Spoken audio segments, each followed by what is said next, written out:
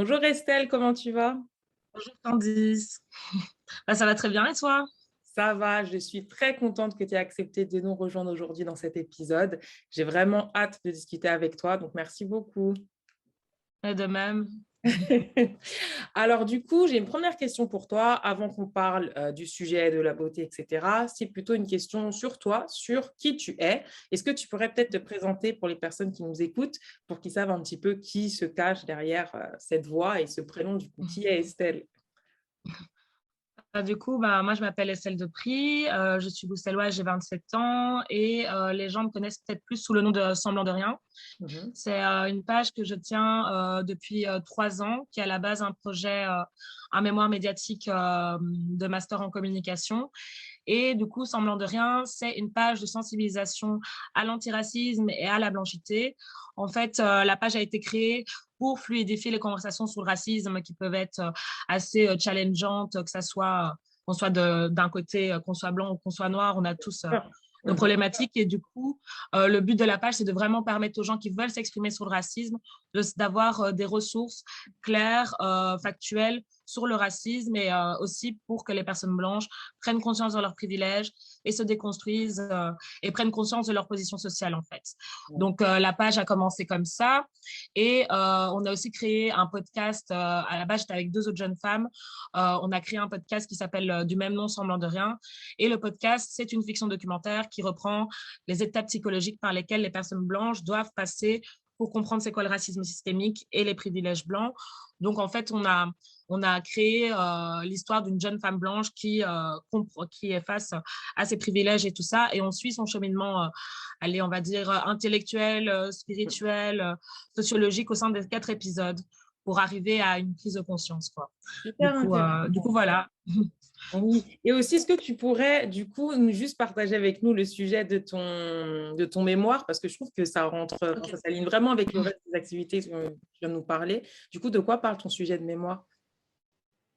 Alors, moi, mon sujet de mémoire aborde la thématique du trauma et plus particulièrement du traumatisme racial chez les jeunes femmes noires, afrodescendantes, métisses. En gros, le trauma racial, c'est une maladie mentale qui est déclenchée, enfin, c'est un peu comme le stress post-traumatique. C'est une forme de stress post-traumatique qui est déclenchée par une surexposition ou par une exposition prolongée au racisme systémique et aux microagressions. Et en fait, c'est un sujet qui est pas beaucoup abordé dans nos universités francophones malheureusement, parce qu'il y a un peu un déni de la question raciale, etc. Mais aux États-Unis, eux, ils ont leurs problèmes et ils abordent cette question depuis assez longtemps, depuis presque 20 ans.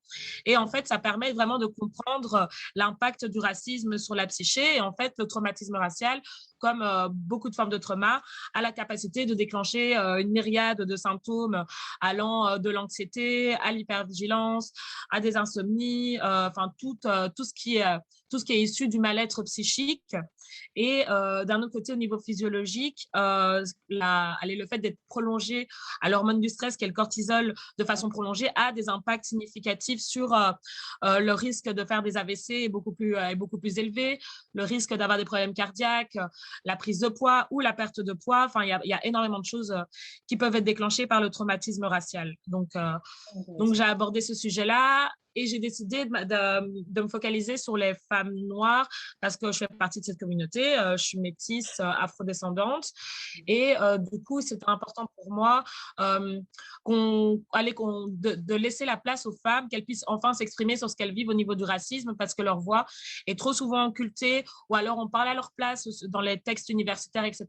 Et pour moi, c'était important de renverser un peu cette hiérarchie du pouvoir qu'on retrouve dans les sciences sociales pour que les femmes puissent se placer en tant qu'expertes du racisme qu'elles vivent dans leur vie et puissent en exprimer. Donc, mon mémoire est vraiment basé sur des témoignages, en fait. C'était vraiment important pour moi de récolter des témoignages et de les mettre en lumière en exprimant ça avec une vision intersectionnelle et afroféministe.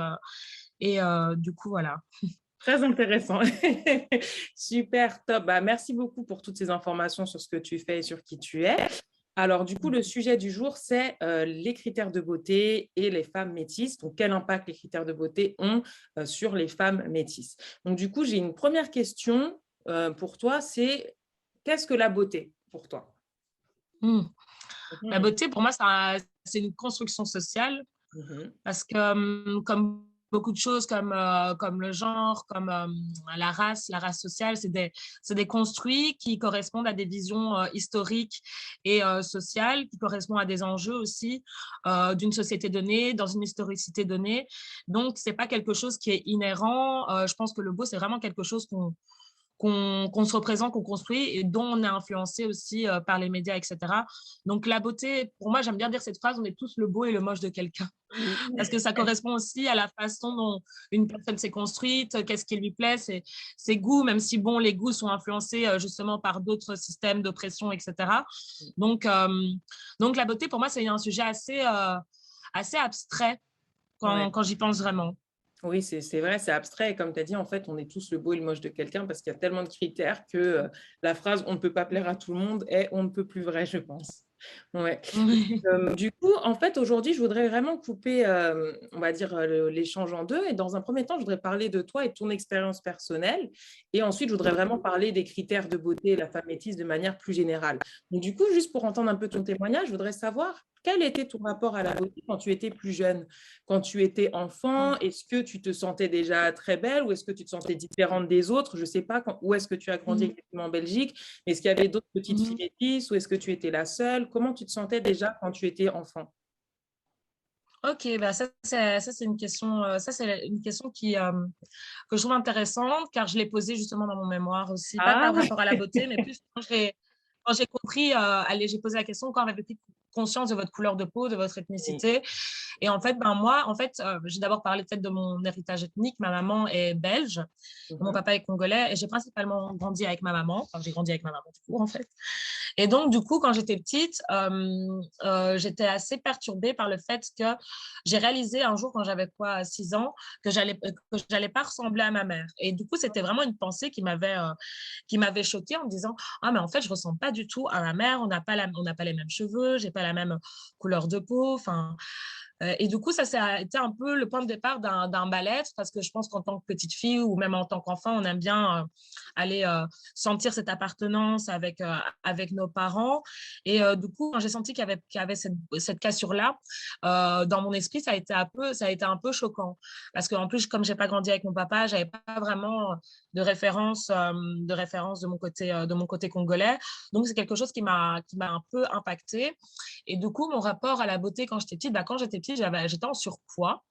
Et du coup, on va dire que les gens à l'école n'étaient pas hyper gentils avec moi parce que déjà, j'étais la seule métisse dans ma classe. Il n'y avait pas d'autres petites filles noires dans mon école, il me semble, à cette période-là.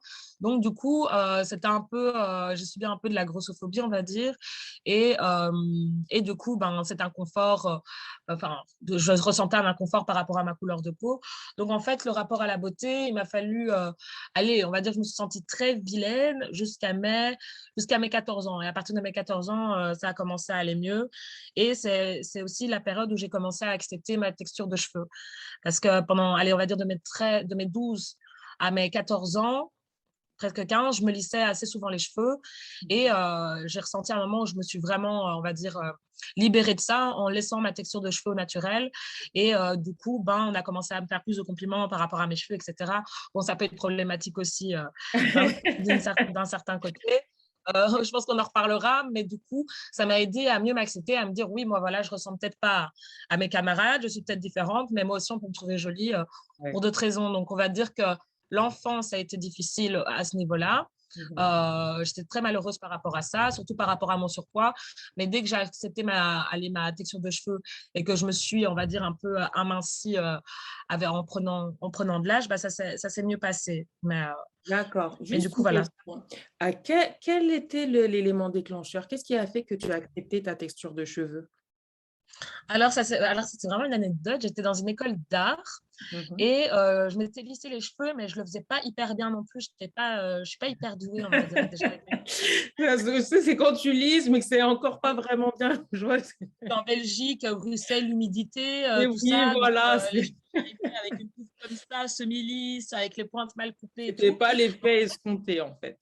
Non, voilà. Et en fait, c'est des amis à moi qui se sont moqués de moi. Maintenant, quand j'y pense, ça devait être assez violent, mais je m'en souviens avec le sourire. Mais... Et du coup, ils ont fait, mais pourquoi tu lisses tes cheveux? Là, ça ressemble à rien. Tu as les cheveux comme ça. Tu devrais pas lisser tes cheveux et tout ça. Et finalement, je me suis dit, bah ouais, en fait, pourquoi je me prends la tête à me lisser les cheveux alors qu'en soi, il suffit que je boucle bien mes cheveux et tout se passe bien. Donc, ça a vraiment été. C'est parti d'une moquerie, ce qui est assez triste, mais j'ai voulu peut-être. Positive, alors, on va dire. Je ne sais pas comment on peut Voilà. nommer ça. Ça a été l'élément déclencheur d'un cheminement Oui. positif. Bah, Ouais. c'était le rapport, c'était la façon dont les autres me percevaient, en fait, ce qui est assez. En même temps, quand tu es ado, le regard des autres est assez important, vu qu'on n'a pas encore pu prendre énormément confiance en soi. Mais du coup, ouais, c'était vraiment à partir de là. D'accord. Et donc, du coup, donc, toute ton adolescence, du coup, tes 14 jusqu'à 16, 17, 18 ans, etc., tu t'es senti vraiment plus à l'aise avec ta beauté, avec qui tu étais, avec ton corps, avec tout, en fait.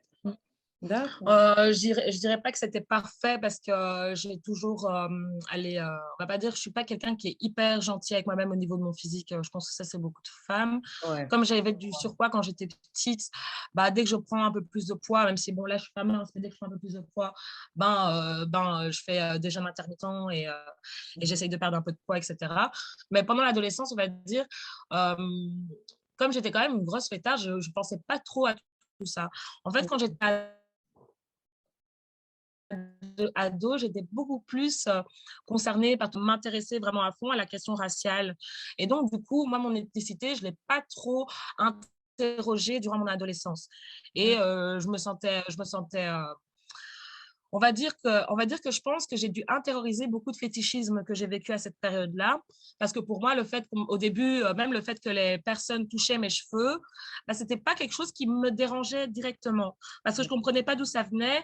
Et comme je m'étais sentie vraiment vilaine, on va dire, plus jeune, le fait Ah, qu'on on me s'intéresse complimente, à etc. moi, on veut les toucher, Ouais, etc.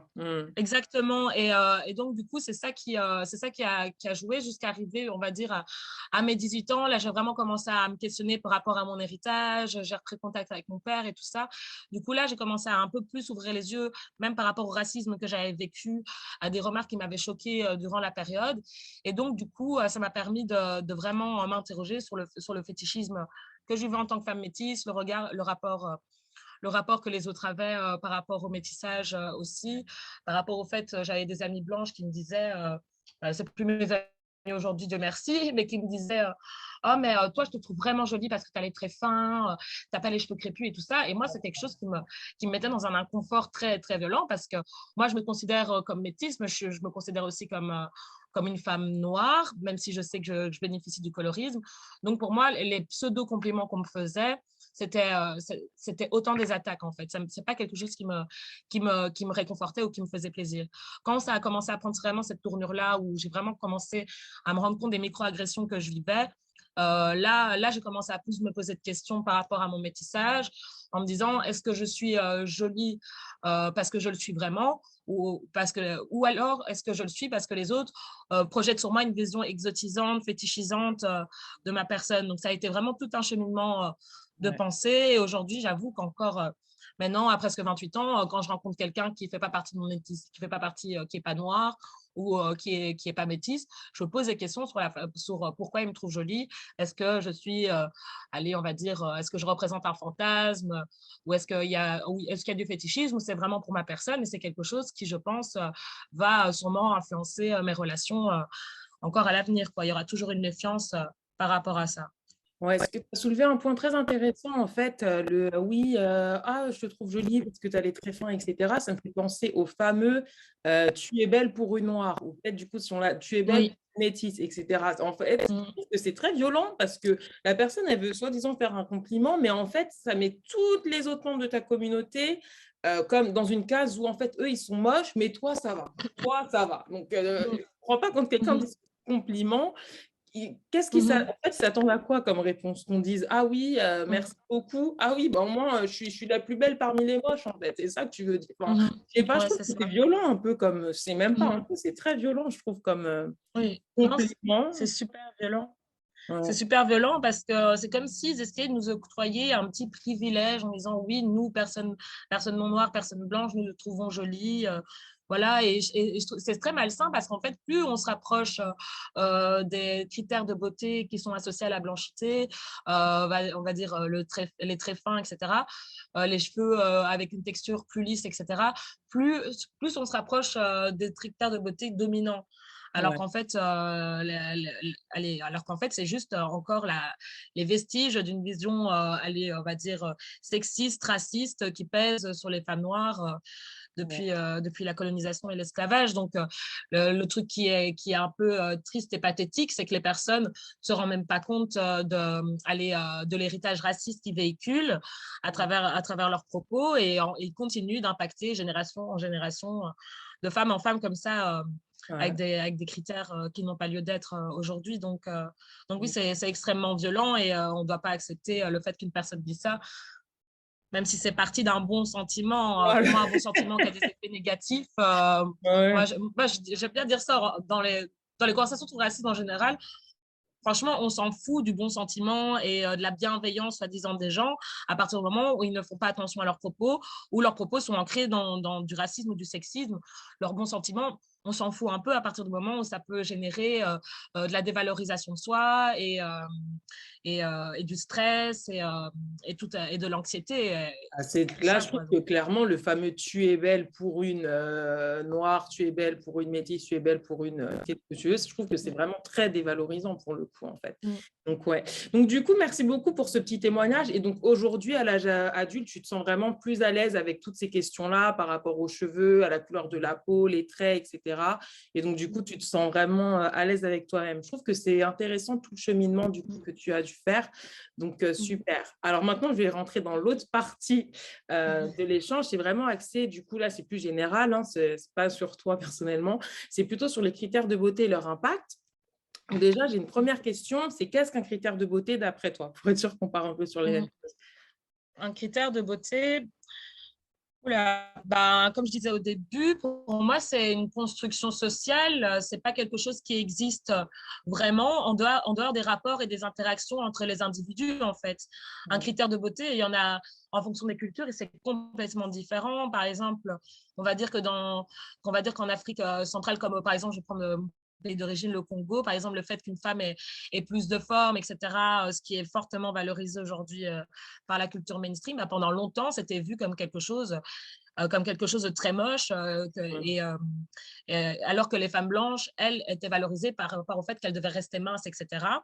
Et donc, du coup, ça, c'est un critère de beauté et c'est très ancré dans la culture, en fait. Donc, ancré dans la culture, dans les constructions sociales. Et pour moi, les critères de beauté, ça peut être vu comme des outils de domination très puissants aussi et qui permettent également de générer, on va dire, des formes de misogynie, comme la misogynie noire, etc., parce que les femmes noires ou les femmes métisses ne rentrent pas dans cette case de critères de beauté qui est Ouais. valorisée par les dominants, donc par la blanchité. Mhm. Donc voilà. Ouais, ok, ok. Ouais, c'est vraiment, ouais, les critères de beauté, c'est vraiment des choses qui vont être jugées beaux ou belles par la majorité, comme tu l'as dit. Donc, du coup, est-ce que toi, tu te sens représentée dans les médias en Belgique, du coup? Est-ce que tu trouves que Mm. voilà, ta beauté est représentée ou tu te sens encore très minimisée en termes de représentation? On va dire que étant métisse, je vois beaucoup plus de femmes métisses dans les médias Ouais, qui sont beaucoup plus valorisées, mais elles sont valorisées souvent sans leurs cheveux naturels. Donc, par exemple, quand on va prendre une femme métisse pour présenter, par exemple, un jeu télévisé ou quoi que ce soit, comme il y a en Belgique, je pense, même si je ne regarde pas beaucoup la télé et tout ça, mais on va ouais, dire qu'elles sont souvent, moi, je les vois souvent obligées de se rapprocher le plus possible de la blanchité. Donc, je me sens représentée, mais pas vraiment, parce que les femmes métisses sont représentées, mais juste pour coller à une vision elle est très oppressive en fait parfait. de la beauté, de comment on se représente les femmes. Même si je critique pas du tout les femmes métisses qui lissent leurs cheveux, loin de là, moi je pense que on a Chacun la fait ce même, qu'elle veut, on on a a la le capacité choix. Mm. de ça, mais surtout qu'on a des cheveux qui sont tellement versatiles qu'on peut se permettre de faire plein de choses, porter des wigs ou pas, cheveux naturels ou pas, lisser ou pas, c'est pas ça le problème. Le problème, c'est la façon dont la société dominante choisit certains de ces critères justement pour essayer de soi-disant représenter l'ensemble d'une communauté ou un ensemble de femmes.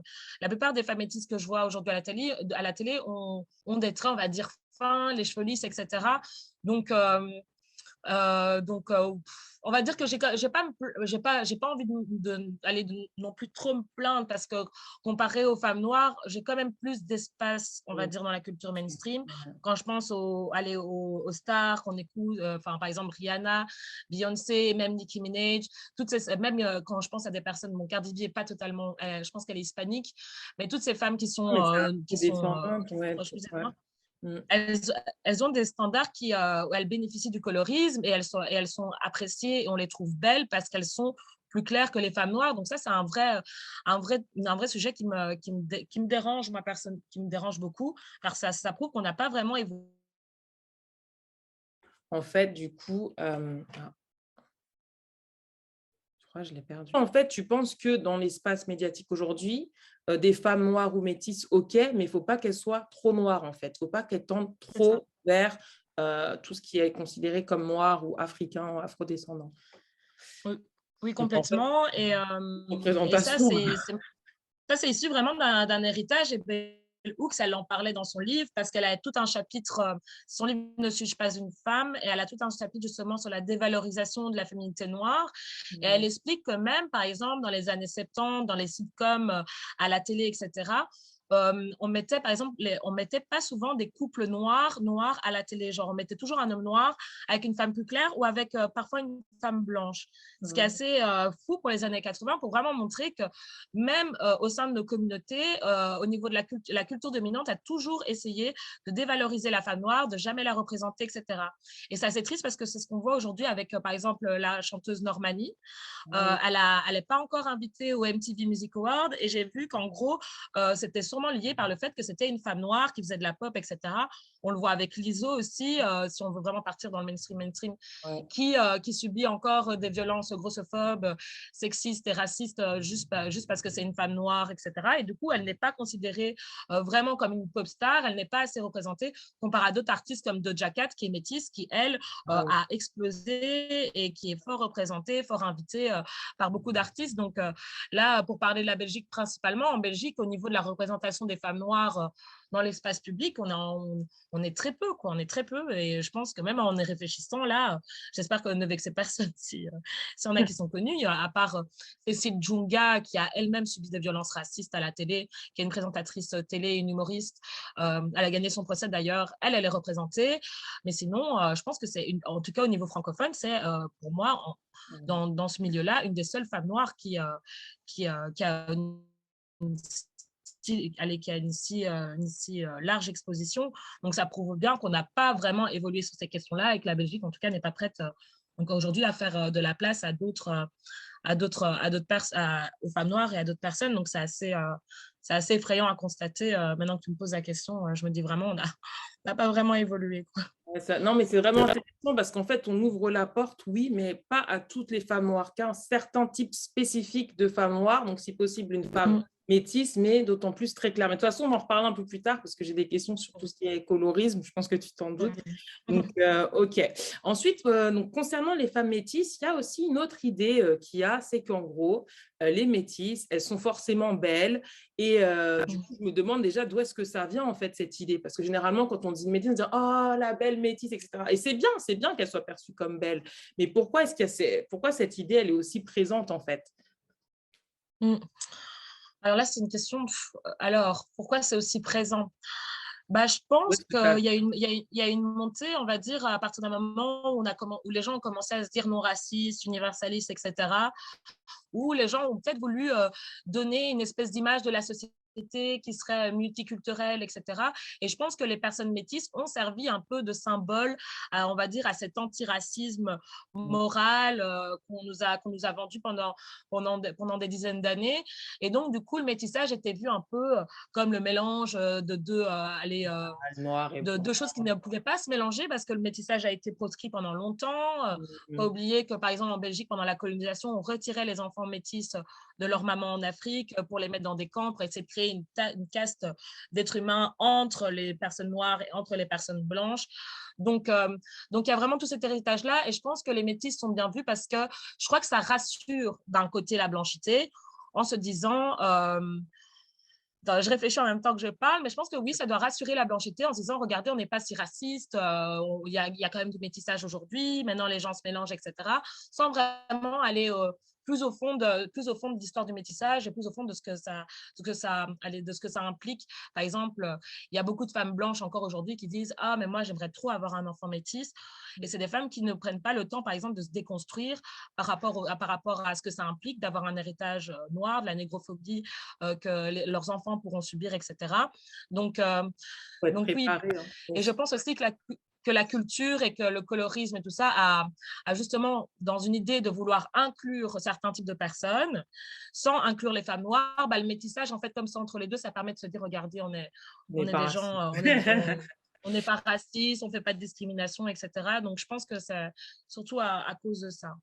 D'accord, c'est intéressant ce que tu dis, surtout quand, par exemple, il y a des personnes qui sont du coup blanches ou en tout cas qui ne sont pas noires et qui disent: «Ah oui, je veux avoir des enfants métis». Personnellement, j'ai vraiment rien contre le métissage. Je trouve que c'est super, tout comme ceux qui sont noirs, tout comme ceux qui sont asiatiques. Enfin, c'est super, c'est cool. Mm. Mais en fait, je pense que si on est une personne qui n'est pas noire et qu'on veut un enfant métis ou etc., comme tu as très bien dit, je trouve qu'il faut être préparé à ces questions-là. Il faut être préparé en fait au racisme que l'enfant va se recevoir parce que même si l'enfant est métis, il va affronter du racisme à un moment donné dans sa vie. Et du coup, en tant que parent qui n'est pas noir, il faut aussi être armé pour pouvoir défendre et protéger son enfant. Donc, oui, c'est très intéressant ce point-là que tu as donné. Ouais, top, ok. Ouais. Pardon, ben, je pouvais Ouais, juste raconter une autre anecdote parce oui, que j'en ai parlé dans mon mémoire. Dans ma mémoire, en fait, quand j'ai parlé des femmes métisses, j'ai parlé du racisme intrafamilial comme cause du traumatisme racial. Parce que du coup, quand on grandit, par exemple, principalement avec sa famille, on va dire sa famille blanche et qu'on est métisse, bah, déjà très jeune, on subit des micro-agressions qui viennent même de notre propre famille. Même s'il y a un lien d'amour, même si ta famille, qu'elle t'aime, etc., ta famille va continuer comme ils ne sont pas déconstruits par rapport au racisme, comme beaucoup de personnes qui sont dominantes dans un système, oui, ben, parce qu'ils ne le sans s'en rendre connaissent compte, pas, elles ne elles sont vont… pas affrontées à ça. Donc, elles ne connaissent pas, en fait. Non, Là, ouais, non. Et du ouais. coup, avoir un enfant métis juste parce que c'est beau, c'est de poser la question, est-ce qu'on fait des enfants juste parce qu'ils vont être beaux et pourquoi le faire alors avec des enfants métis? Non, mais maintenant que je réfléchis à ça, je me dis, on exotise un enfant qui n'est même pas encore né et on veut absolument créer un enfant juste pour l'aspect esthétique. Donc, c'est vraiment, on va dire, c'est un peu tordu en fait, voire hyper tordu quand même. C'est vrai, c'est vrai. Mais après, comme je dis, pour nuancer, il y a aussi bien évidemment des personnes qui s'aiment et qui sont voilà, d'origine différente et qui ont des enfants, Oui. c'est super. Donc voilà, non, pour les personnes qui nous écoutent, Mm. on ne dit pas que c'est mal ou autre, hein. C'est juste que voilà, faut être conscient du Non, racisme non. que l'enfant pourra Mhm. et que l'enfant affrontera. Mhm. C'est forcé d'admettre que ouais, Mhm. l'enfant Et, affrontera. et surtout se renseigner sur l'histoire du racisme anti-noir, sur les stéréotypes, essayer vraiment d'être proactif dans la vie de son enfant parce qu'il va subir des violences, c'est inévitable. Dans notre société, on subit encore du racisme, donc être informé un maximum pour pouvoir préparer et protéger son enfant, ça c'est vraiment primordial, quoi. Ouais. Ça peut faire des gros dégâts. En tout cas, moi, une de mes répondantes est vraiment malheureuse par rapport à ça. Elle subissait vraiment… même ses grands-parents parfois lui disaient ah mais c'était bête, c'est ton côté noir, etc. Enfin, des choses qui sont ultra violentes pour un enfant à entendre, mais oui, ça existe encore. Donc voilà, il faut faire vraiment essayer de protéger ses enfants un maximum. Enfin, enfin moi, j'ai de la, je pense, j'ai de la chance, je suis issue d'une relation je suis un enfant d'amour, je suis pas un enfant fétichisé. Enfin, je crois que je sais pas comment on peut dire ça. Ouais. Donc ça, je l'ai plus vécu avec mes grands-parents et aujourd'hui, ça change. Ma grand-mère, elle est beaucoup plus… Enfin, je lui parle de mon métier, donc elle fait un peu déconstruite par rapport au racisme et c'est super chouette. Mais ma grand-mère, c'était beaucoup mes cheveux, par exemple. Le fait que, par exemple, mes cheveux naturels comme là, quand j'étais petite, elle ne les supportait pas. Donc, il fallait absolument que mes cheveux soient le plus tirés possible, le plus plaqués, qu'il n'y ait pas un seul frisotté qui sorte. Et moi, je pense qu'inconsciemment, c'est quelque chose qui a dû m'influencer sur mon rapport à mes cheveux, justement. Le fait que même des gens de ma propre famille me faisaient comprendre que ma texture Ça de cheveux n'allait n'était pas pas. belle et que c'était pas Mm. beau, bah c'est quelque chose qui m'a impacté parce qu'il m'a fallu du temps avant de me dire, mais non, en fait, mes cheveux sont différents, mais ils sont beaux quand même. Bah Donc oui. voilà, il faut Je vraiment pense en aussi avoir qu'il y a peut-être aussi la dimension générationnelle, parce que je trouve ouais. qu'aujourd'hui, bon, ok, la représentation, c'est pas encore, voilà, il n'y a pas toutes les femmes noires qui sont représentées, mais il y a quand même beaucoup plus de représentation par rapport aux années 90 ou même au début des années 2000. Moi-même, j'ai pas non plus une très longue vie, je suis pas sur Terre depuis 10 ans, mais j'ai déjà remarqué à l'échelle de ma vie qu'il y a quand même de plus en plus de représentation. Donc, je pense qu'il y a aussi cette dimension générationnelle et peut-être que ta grand-mère, à son époque, voilà, c'est sûr qu'il n'y avait pas cette représentation, la beauté noire, la beauté métisse, etc., etc. C'est quelque chose qui était inconnu au bataillon à l'époque, ou en tout cas qui existait. Il y avait les femmes noires étaient belles et elles ont toujours été belles, les femmes métisses aussi. Je veux dire, c'était pas mis en avant à l'époque. Donc, je pense qu'elle a peut-être aussi intériorisé ça. Je pense qu'il y a aussi un aspect générationnel. Complètement. Complètement. Et l'indépendance du Congo, c'était quoi? C'était dans les années 60. Donc, c'était il n'y a pas si longtemps que ça. Donc, évidemment que ça a façonné les pensées et les critères de beauté, etc., des personnes. Et j'en veux pas spécialement aux, en fait, moi, quand on me donne l'argument de la génération, pour moi, c'est un argument oui et non, parce que les personnes âgées, elles sont dotées d'une réflexion, elles peuvent s'informer, etc. aussi. Ouais. Par exemple, la preuve, ma grand-mère a su changer son état d'esprit par rapport à certaines choses quand je lui en ai parlé. Donc, j'ai pas non plus envie d'excuser complètement les personnes, par exemple, les vieilles personnes qui font des remarques racistes à leurs petits-enfants qui sont métis.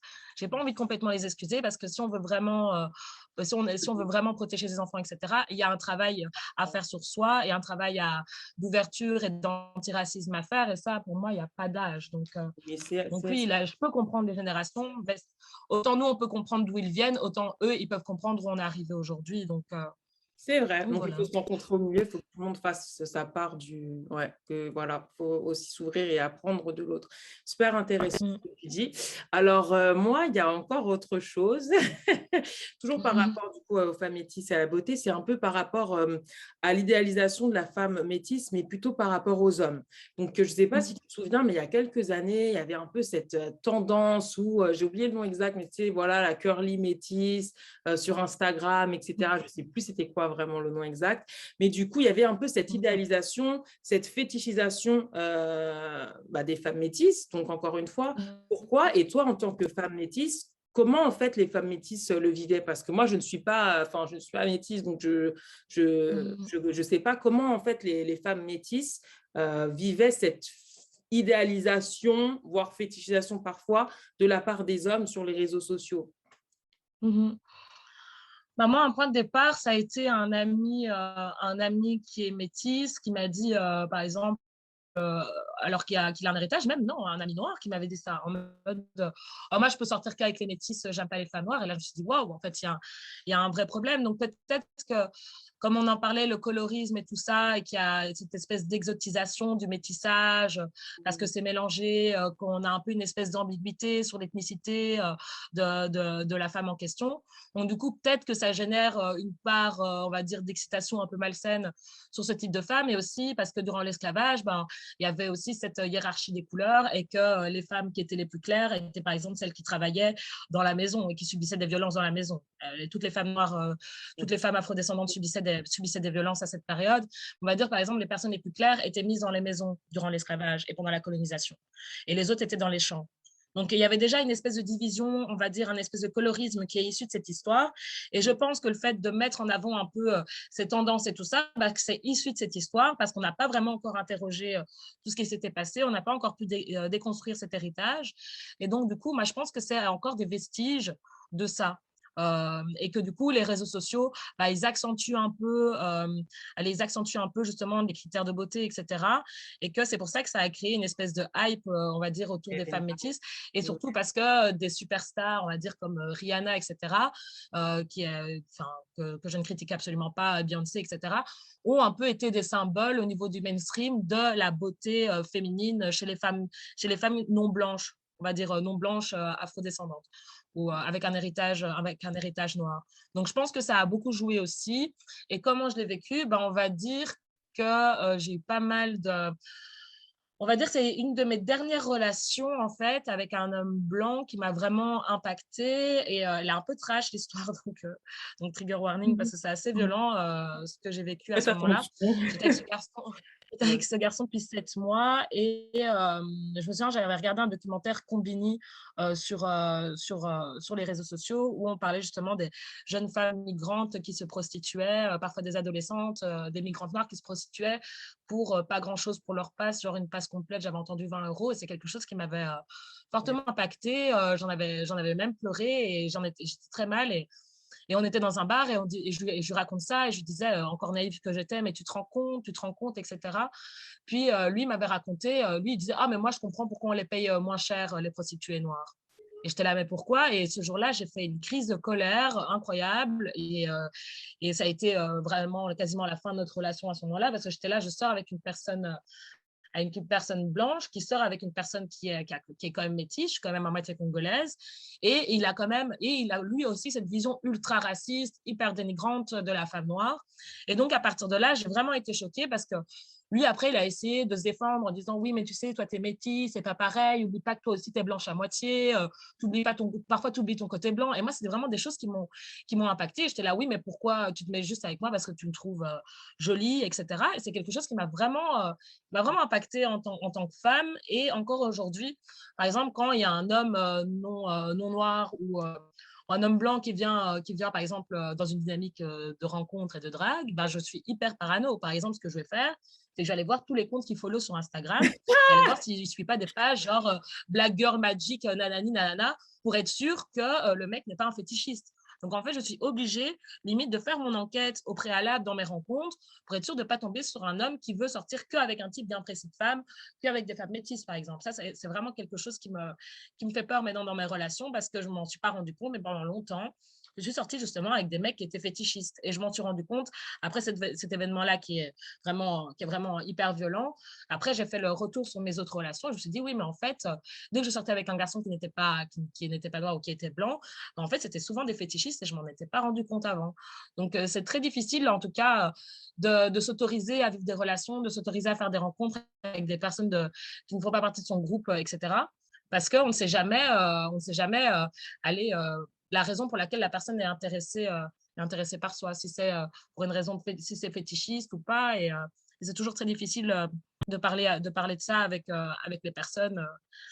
Donc voilà. Déjà, merci beaucoup d'avoir partagé cette anecdote parce que quand même, enfin, c'est assez personnel et en plus, c'est quand même, enfin, c'est assez violent, c'est dur comme propos, très, très dur.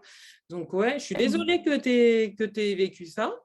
Et en fait, des fois, bah, c'est bien quand les masques tombent, comme ça, tu vois tout de Oui. suite la personnalité du type. Donc, Mhm.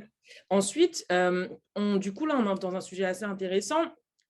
Comment savoir alors, comment démasquer si l'homme il est fétichiste ou pas? Parce qu'il y a comme on a dit, il ne faut pas non plus tout mélanger. Il y a des personnes qui tombent de façon authentique, enfin voilà, ils tombent amoureux, ou il y en a qui trouvent juste que, bah, ah ouais, les femmes métisses, elles sont belles, ou il y en a, il va dire, ah bah Estelle, elle est belle. Donc, comment on sait? Là, c'est du fétichisme, là, il aime Estelle, ou il est attiré par Estelle. Tu vois ce que je veux dire? Parce que sinon, c'est un peu compliqué. Sinon, on dit, bah, tout le monde est fétichiste. Et donc, Oui. comment démasquer en fait? Alors là, c'est compliqué. Comme je t'ai dit, moi, je fais mes petites enquêtes sur Instagram. Je regarde si le garçon n'a pas des photos What Savior, par exemple, s'il ne part pas souvent en voyage humanitaire, parce que souvent, ça va de pair avec le fétichisme, on va dire. Mais sinon, il y a pas vraiment, c'est très difficile en fait, il n'y a pas vraiment de moyen de savoir. Moi, ce que je fais, qui n'est pas très sain en soi, c'est poser la question à la personne. Est-ce que avec quel type de femme tu sors habituellement? S'il me dit qu'il est sorti avec des types de femmes différents, bah là déjà, je suis plus rassurée. S'il me dit qu'il est sorti qu'avec des femmes métisses ou qu'avec des femmes noires, bah là déjà, j'ai un peu plus peur. Je me dis, ah ouais, là, on est quand même sur un truc qui est récurrent, alors qu'en soi, même ça peut peut-être rien dire en fait. Donc, en fait, c'est très difficile de savoir ou pas si la personne est fétichiste. C'est Donc, ça. donc franchement, malheureusement, je n'ai pas vraiment de réponse à cette question. C'est de l'ordre du ressenti, etc. Moi, je suis devenue hyper paranoïaque avec ça. Non, mais Donc, c'est je ne vrai, saurais je même pense pas qu'on avoir ne une peut pas réponse vraiment pour savoir. toi. Ouais. On peut pas vraiment savoir où en est la personne. Moi, ce qui m'intéresse aussi, c'est de savoir, par exemple, si la personne si par exemple c'est une personne blanche, si elle a certaines notions d'antiracisme par rapport à ses privilèges, etc., bah, c'est déjà quelque chose qui va aussi me rassurer. Si c'est une personne blanche, par exemple, qui sort qu'avec des femmes noires et qui refuse qu'on lui parle de ses privilèges blancs, bah, là, c'est red flag, par exemple. Ouais. Là, du coup, la personne ne se sentirait pas à l'aise avec lui. Parce qu'il ne comprend pas aussi c'est quoi l'impact d'être dans un couple mixte, parce que ça aussi, on n'en parle pas assez, mais il y a quand même des dynamiques qui rentrent en jeu et dont il faut parler. Donc, si la personne est vraiment fermée à parler de racisme ou à parler de misogynie ou de misogynoire en général, c'est que cette personne-là ne veut pas me prendre pour tout ce que je suis, pour tout ce que je subis au quotidien, même si je ne me définis pas que par rapport au racisme, loin de Oui, là. bien sûr, Mais hein, bon, il y c'est a quand même d'autres, des choses voilà, il y a importantes. d'autres aspects de la personnalité d'une femme, oui, bien sûr. Ouais. Mais c'est quand même des Encore choses heureux, sinon importantes. je serais un peu triste. Hein. Ouais. Oui, ce serait triste, vraiment. Mais pour Donc, moi, c'est important de le savoir un peu comment racisme, les choses. racisme, racisme. Oui. Mm. Mais du coup, j'ai une autre question, c'est est-ce que du coup, là, on a parlé surtout de l'impact d'hommes, entre guillemets, du coup, qui sont pas africains ou qui sont pas noirs, etc. Mais comme tu es métisse, est-ce qu'il y a aussi du fétichisme de la part d'hommes noirs, en fait, d'hommes africains qui se disent, ah bah non, moi, j'invente, hein. Moi, je me mets que avec des métisses parce que voilà, moi, la femme noire, je n'aime pas ou parce que voilà. Est-ce que tu as remarqué aussi ce fétichisme dans ce sens-là? Oui, je l'ai remarqué aussi. On va dire que je ne l'ai pas vécu complètement. Mais par exemple, moi, une fois en soirée, bon, voilà, je vais raconter, j'ai embrassé un garçon métis qui m'a fait «Oh, t'es la première femme métisse que j'embrasse». Et j'étais là, ah bah c'est bizarre quand même, non? Enfin, je sais pas, t'as quel âge, t'as 25 ans, qu'est-ce En qui s'est fait, il y a passé des anecdotes avant? vraiment Donc, horribles. du coup, j'étais un peu perturbée. J'étais là, ah ouais, c'est quand même un peu étrange, mais je pense qu'il y a tellement de racisme intériorisé et de misogynie noire, même au sein de la communauté, même chez les hommes noirs, c'est tout un sujet qui est dont Bell Hooks parle également dans ce livre, le fait qu'il y ait autant de sexisme et de dévalorisation de la féminité noire chez les hommes noirs. On l'a vu aussi il y a quelques mois, je ne sais pas si tu te souviens, il y a eu la chanteuse Luce de Yakuza qui avait Ah posé oui, avec Shai. oui. Et la photo a Oh été là là. partagée et tout le monde s'était moqué d'elle et elle avait subi énormément de misogynie noire en sachant que Shai est métisse et que Luce est noire.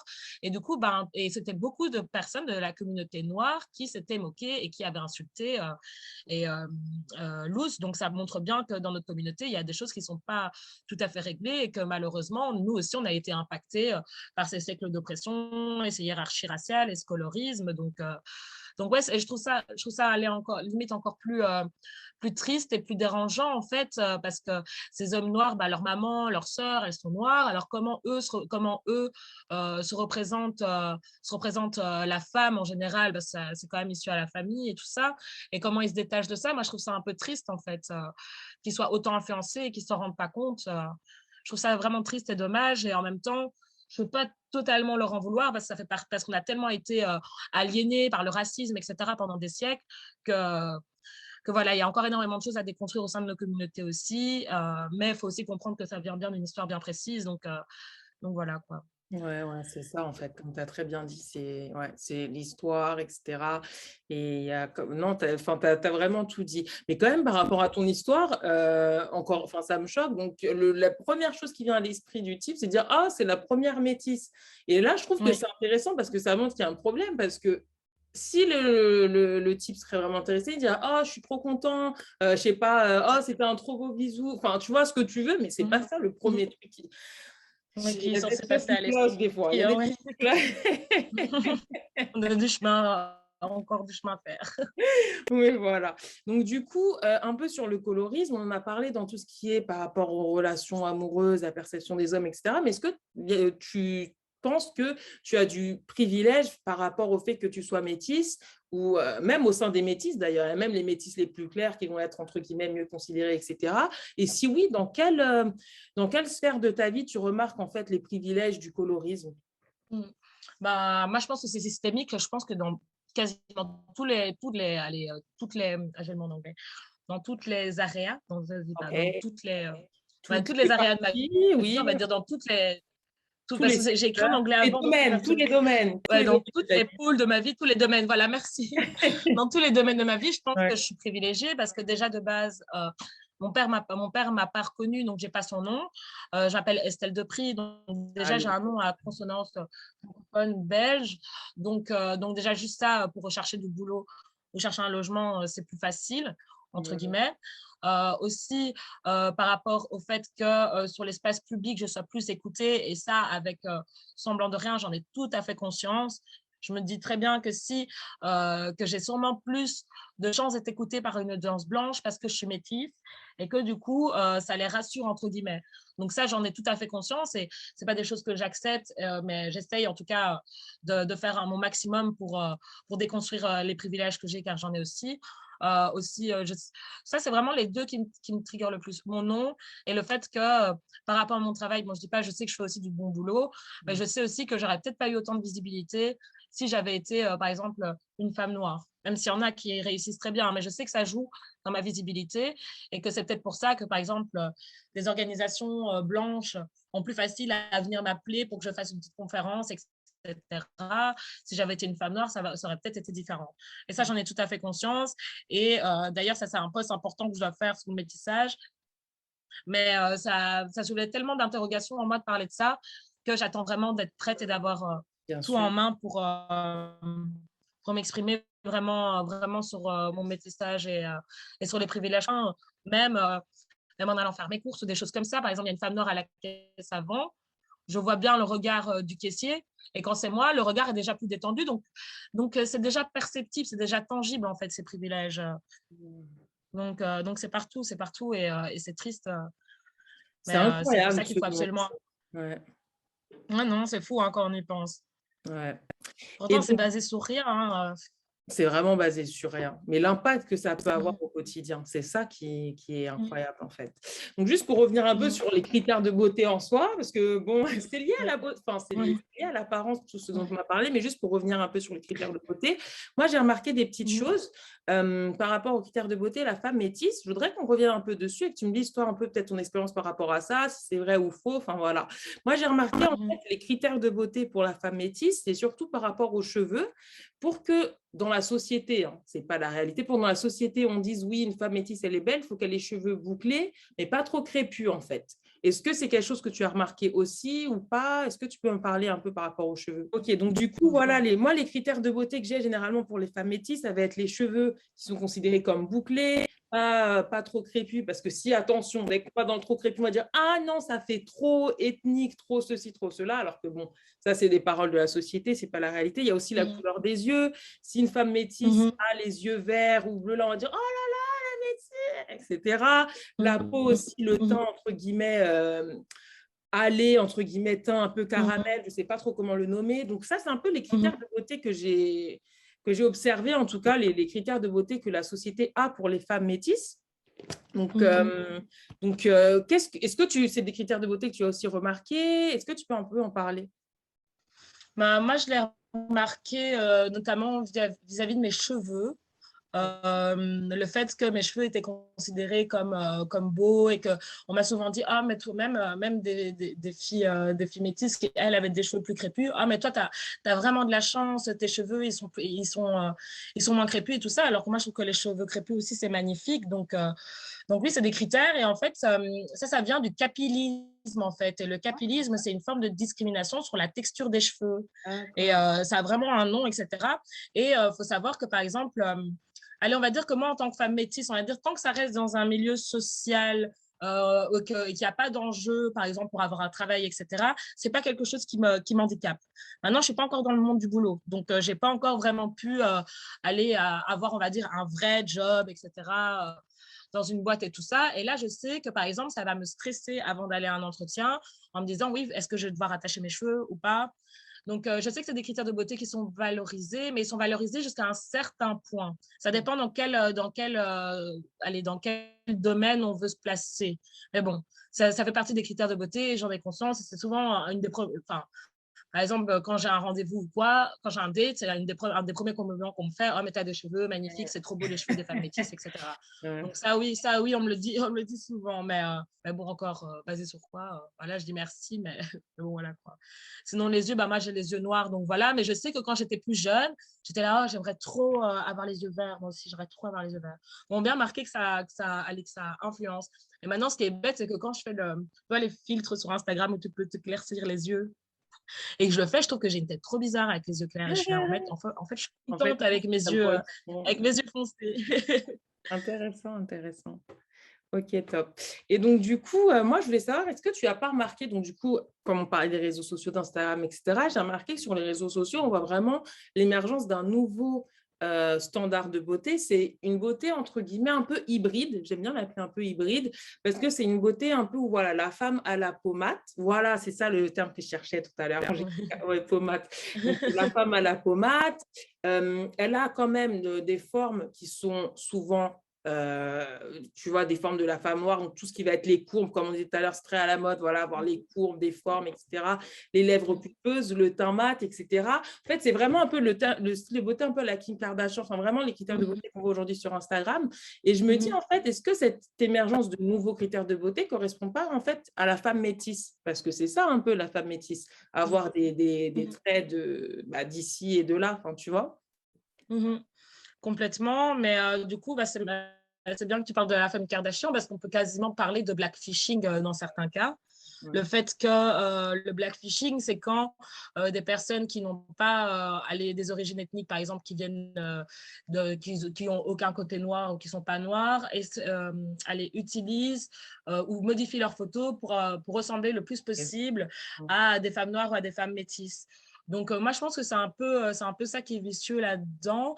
Et c'est vrai que d'un côté, moi, ce que je vois plus sur mon Instagram, maintenant, je ne sais pas comment sont les algorithmes, je vois beaucoup plus de femmes noires représentées. Maintenant, je ne sais pas si c'est moi avec mon utilisation, Ah, peut-être. du fait que les algorithmes.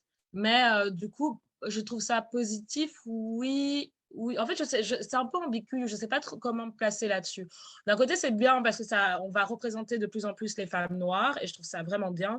Et d'un autre côté, j'espère qu'il n'y aura pas encore d'autres oppressions qui vont se placer en disant oui, c'est un type de corps bien précis, c'est la hanche, avoir des hanches étroites et des cuisses très larges, vraiment être en 8, etc. Donc, c'est une forme de corps, une forme de physique qui aujourd'hui fait qu'il y a plein de femmes qui vont faire des BBL, de la chirurgie esthétique et tout ça pour se rapprocher le plus possible de ce type-là de corps. Donc, moi, je pense que comme dans tous les critères de beauté, je pense qu'il y a toujours une phase positive et négative. Positive parce que ça va amener de la représentation fatalement sur des femmes qui n'en avaient pas avant, et négative parce que ça va créer justement des déviances, de l'appropriation culturelle, du blackfishing et des femmes qui ne vont pas être à l'aise dans leur corps. Donc voilà, je ne sais pas si c'était ça la Non, si, réponse que tu attendais. À chaque fois, non, c'est intéressant ce que tu dis. Non, c'est très intéressant. Du coup, ouais, on va dire que c'est ma dernière question. Est-ce que toi, du coup, aujourd'hui, tu t'identifies, moi, je me base en fait pour juger qu'est-ce qui est entre guillemets beau ou pas? Sur quoi je me base? C'est ça, hein? On va dire que c'est vraiment une question intéressante. Mais moi, je pense que ça doit être un peu hybride aussi, quoi.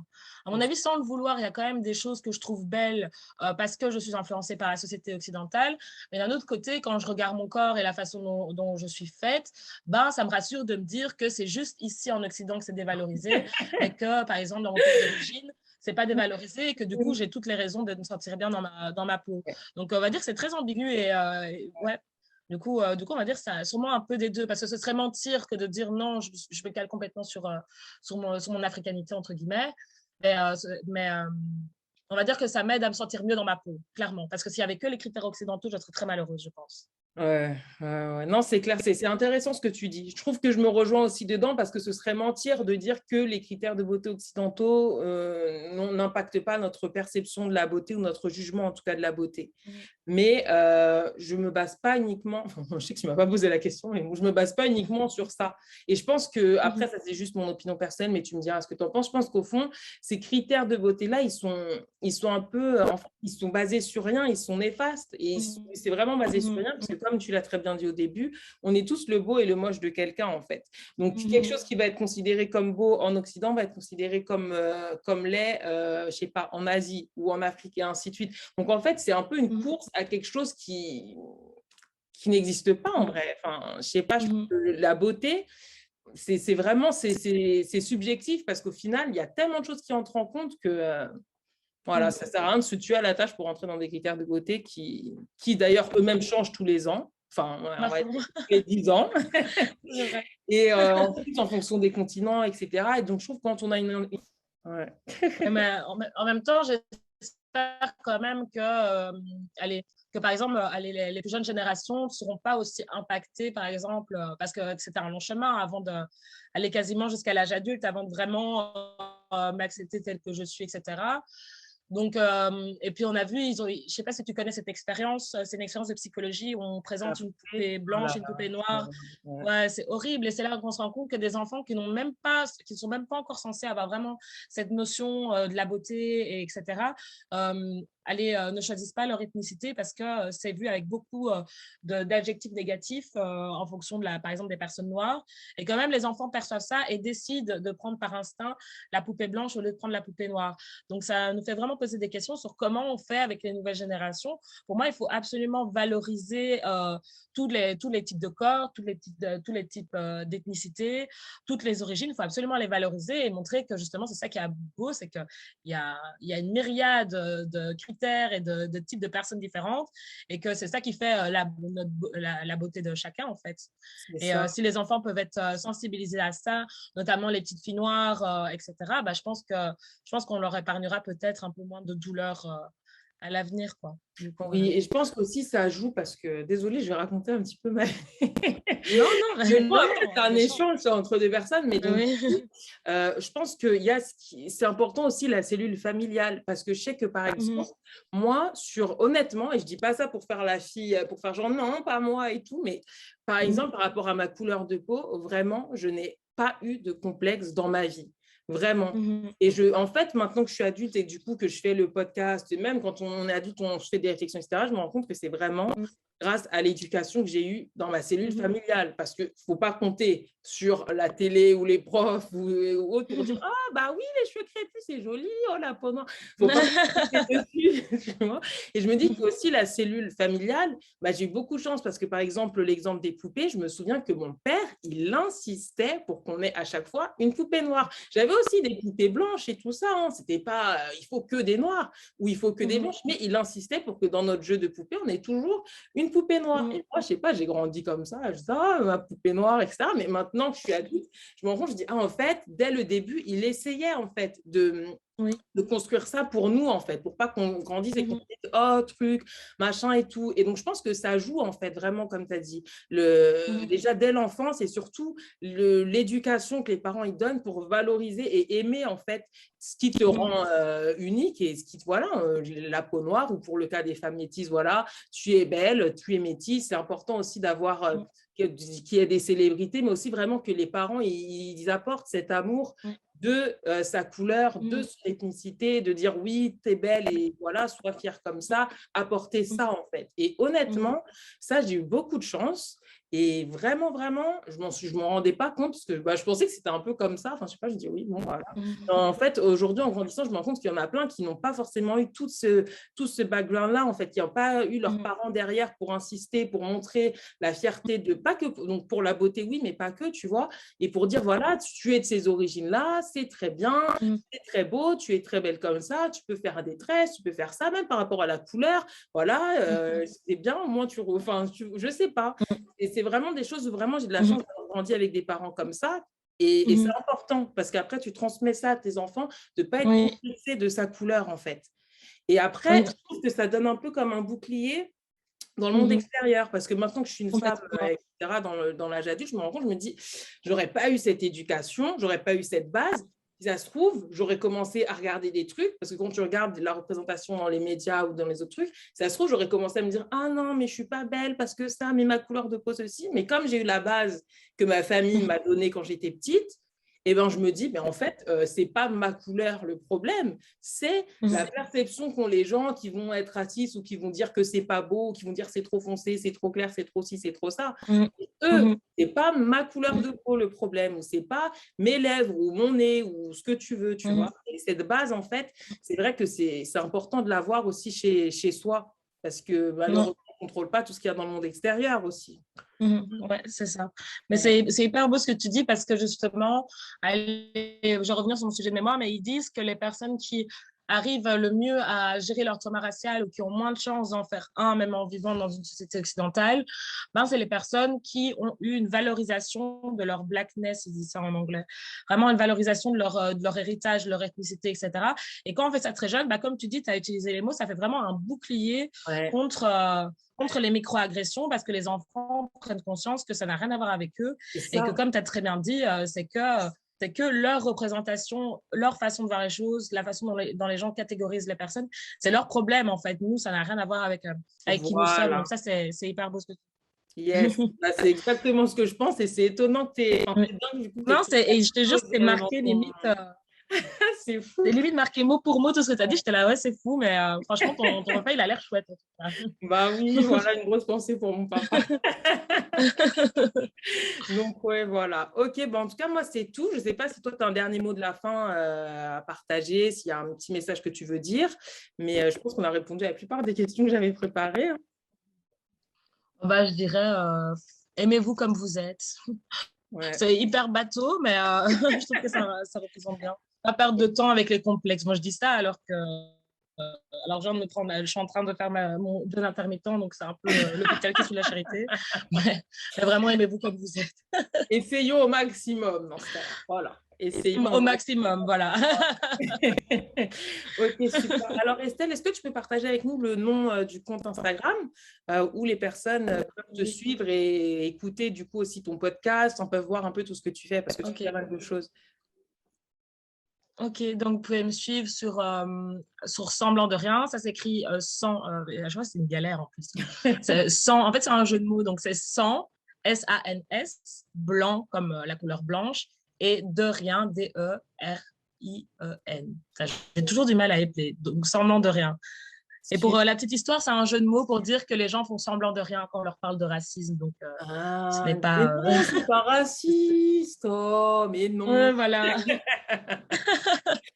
Non, mais j'ai encore plein de gens qui viennent m'envoyer des messages en mode avec un nom pareil, comment tu oses te dire antiraciste? Je suis là, mais c'est un jeu de mots, c'est un jeu de mots. Aïe, aïe, aïe. Mais en tout cas, bon courage à toi pour la suite.